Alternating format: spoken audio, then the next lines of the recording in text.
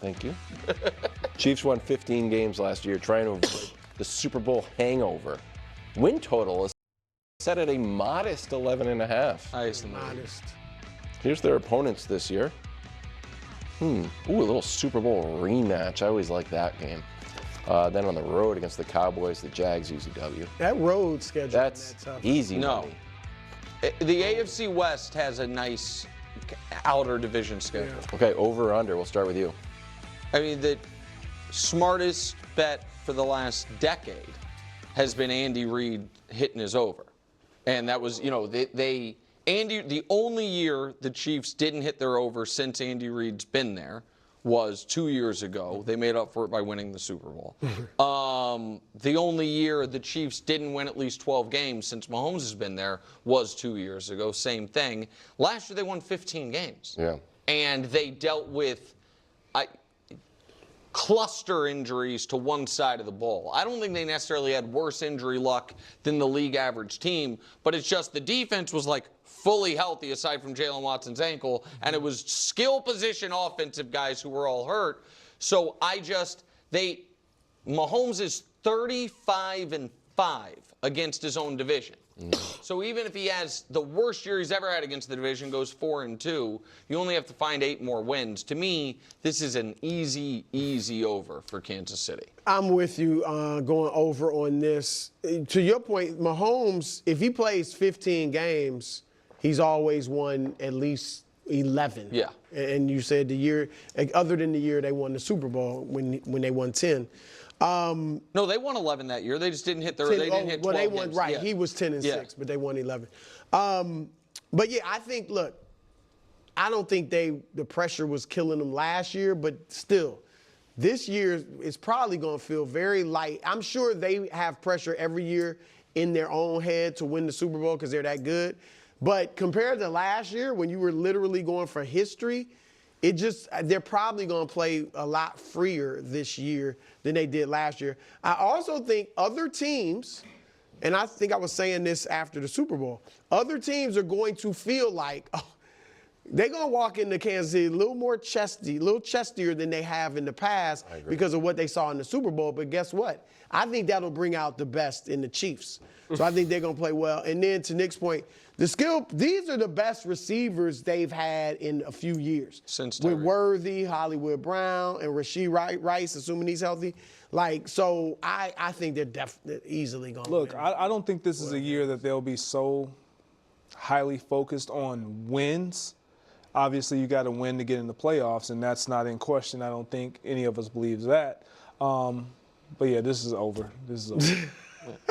You were going to say that they're more about the light show than grinding out wins. I think they are going to be. That's what I thought. I don't think they're exciting. concerned about going 15-2 or 16-1. No, but I think to your point of them playing freer is they're going to go down the field. They're going to be what we kind of saw them start to do in the Super Bowl at the end of the game. Oh yeah. Where they just. Everything. Oh yeah. It's kind of that. Yeah, Sirianni was covered in Everything is Gatorade, and they're like, you know what? Let's go. Throwing the ball. Oh my God, I can't believe that's what Greg just said. That's absurd, right? You literally had Sirianni in Gatorade, right? And that, oh my gosh, that's disappointing in Greg to even remotely say that. Wow. Okay, so if I do what I always do for these, where I just pick the easy wins and give them and have them lose the tough games. Again, these are not predictions. I know Kansas City Chiefs fans are definitely extra sensitive, but I do this for every single team, for every single schedule, where it's you give the easy wins to the team and you just lose the tough games, just as a baseline. Not saying those are the predictions, but just to try to give a general baseline. It's not to say that they're going to lose against the Ravens or something. That's not what I'm saying, but let's just give them the hard losses and the easy wins just to say, okay, well, what number are we at right now? Right? The Texans is a win. The Colts is a win. Cowboys win. Jags, Giants, Titans. So that's 6 right there. That's 6 right there, are the easy wins. if you're looking at it through that lens, then you have which kind of goes to show you that there's not a lot of easy wins, because the Eagles will be tough, the Commanders will be tough, the Ravens will be tough, the Lions will be tough, the Bills will be tough. That's 5 tough games, and then you have the division now: Chargers, Broncos, Raiders. No matter what you think of those teams, they're probably going to be tough. So that's now what is that? I said 5 teams, and then you're going to have 6 of those games. So that's that's another. Wait, is that the right math? You got the Eagles, the Commanders, the Ravens, the Lions, the Bills, right? That's 5 and then 6. Yeah, 11. 11 like tough games, just like that. I do think the Chargers and the Broncos and the Raiders are going to be tough games. Like he said the quiet part out loud. What did he say? They're 35-5 or whatever it was. A massive gap against your division. That's changing. I've been saying that now for a while. That's changing. You're no longer going to get easy wins against the Broncos, the Raiders, and the Chargers. Those days are over, okay? You actually have a real quarterback and a real coach in Denver. You have a real coach and a real quarterback in Las Vegas. And you have a real coach and a real quarterback in Los Angeles. That's the reality of the situation. And so, not to mention, you combine that with the question mark at receiver position next season with Worthy and Rashee Rice, which I just talk about in all my prediction videos for the Kansas City Chiefs, because it's a real thing. Everybody wants to just act like it's not a real thing, but like, there's real suspensions that could be happening. I'm not making any statements on who's guilty, who's not guilty. I do not care. That's not the foundation of the videos that I make. I'm not making like, gotcha, like Kansas City Chiefs season's ruined with this, and then like, show a picture of like Xavier Worthy looking all confused, staring off into the into the distance. Like, it's not what I do, but like, there's still a lot of messy back and forth with multiple wide receivers for the Chiefs, that who really knows how this unfolds, if there's any suspensions. It's already been predicted by Nick himself that at a minimum Rashee Rice will be getting suspended at least like 3-4 games for this season. But again, who knows when this all finally comes down. There's the potential, even with Xavier Worthy, that all this stuff gets stretched out, that even if there is any repercussions for Xavier Worthy, again, not saying there will, not saying there won't, not saying he's guilty, not saying he's not guilty, but if there were some sort of repercussions that happened, it would potentially not be in time for 2025. It would be in 2026, pretty much what happened to Rashee Rice. So I think that's also a fair assessment as well. But again, there's just those question marks.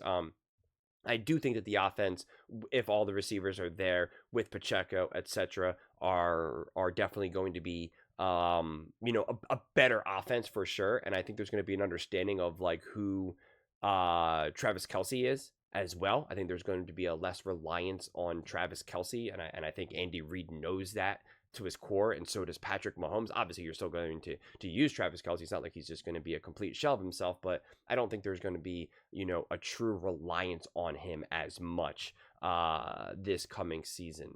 So I can definitely see, still the Chiefs obviously being a really, really good team, which is why I think 11.5 is probably a pretty fair number. Again, Vegas is pretty good. It'll probably really come down to, do the Chargers take a big step forward? Do the Broncos take a step forward?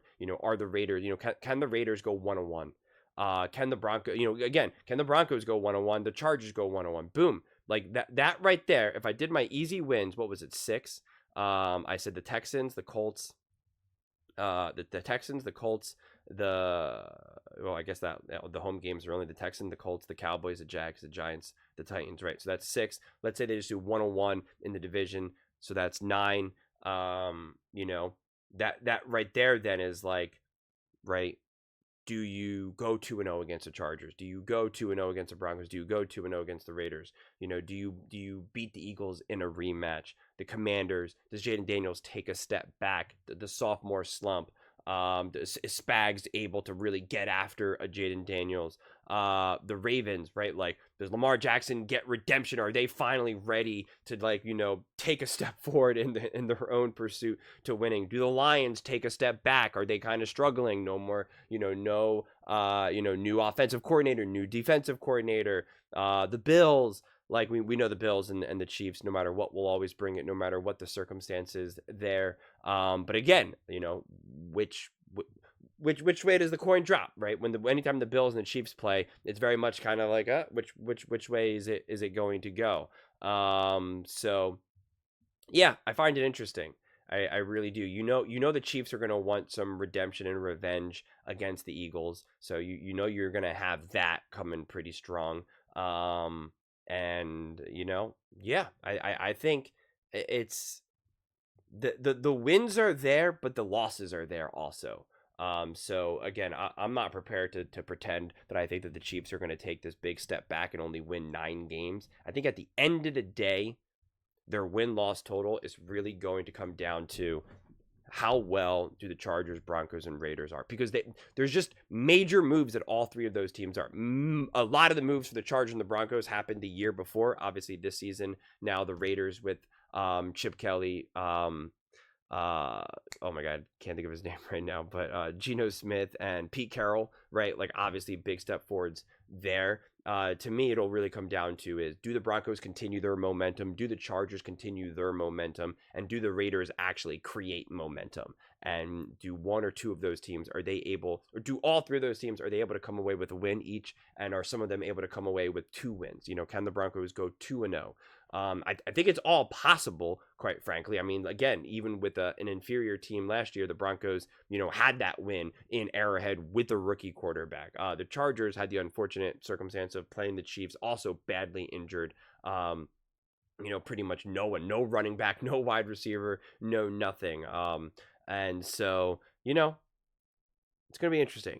I think we're in store. I think with the Chiefs, I think we're going to get a little bit of everything with the Chiefs this coming season. I think we're going to have some like pretty epic blowout wins where the Chiefs like really hang some points, and Patrick Mahomes is balling and this or that and puts up cartoonish numbers, and Xavier Worthy or Rashee Rice go for 200, just something outrageous. I could see that, and I can even see Travis Kelce, and they'll be like, oh, when on Monday we'll be like, oh, Travis Kelce, that was vintage Kelce and this and that, and I could see some of those games, but then I can also see some like really ugly, muddled, close games, and it's going to be interesting to see how often do the Chiefs pull out those wins? When the Chiefs play the Eagles, the Commanders, the Bills, and the Lions and the Ravens, like, how do those games unfold, and do they come out on top, right? Is there a feeling of like, oh man, anyone can win this game? Or is there the feeling of like, yeah, nope, the Bills are just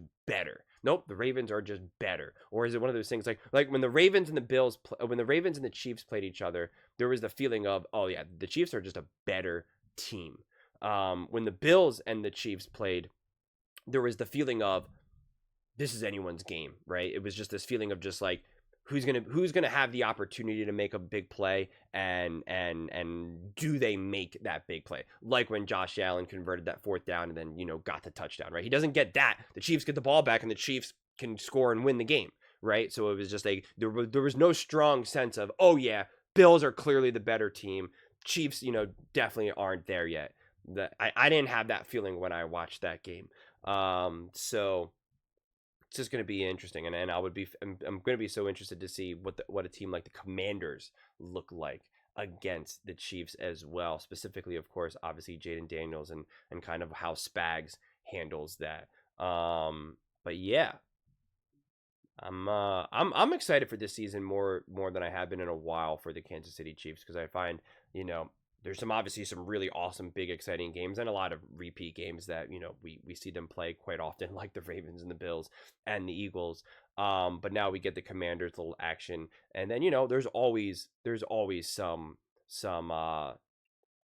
wild cards in there, right? Like the Colts. For all we know, I don't know, maybe Daniel Jones is balling with Shane Steichen and the Colts, and like that's an interesting game. I mean, who really knows? But I also think that the Chargers, Broncos, and Raiders division games, those have been exciting games for a while now, for at least the last couple of years. But I think those games, especially now, will be box office, because it feels like also more than ever, the Chargers, the Broncos, and the Raiders are actually playing for something. Like, obviously, the Broncos and the Chargers were just in the playoffs last year. So, like, those divisional games, like, it's not just, like, kind of for pride. Like, it's actually, like, no, like, we're actually playing for something. Like, the Chargers are actually trying to win the division. The Broncos are trying to get, the 5 seed, the 6 seed, whatever it is. Like, there's real stakes involved that just make these games so much bigger. Which I'm going to be interested to see how they actually do this schedule now, though, because they saw how much of a disaster that Broncos Chiefs game was last season.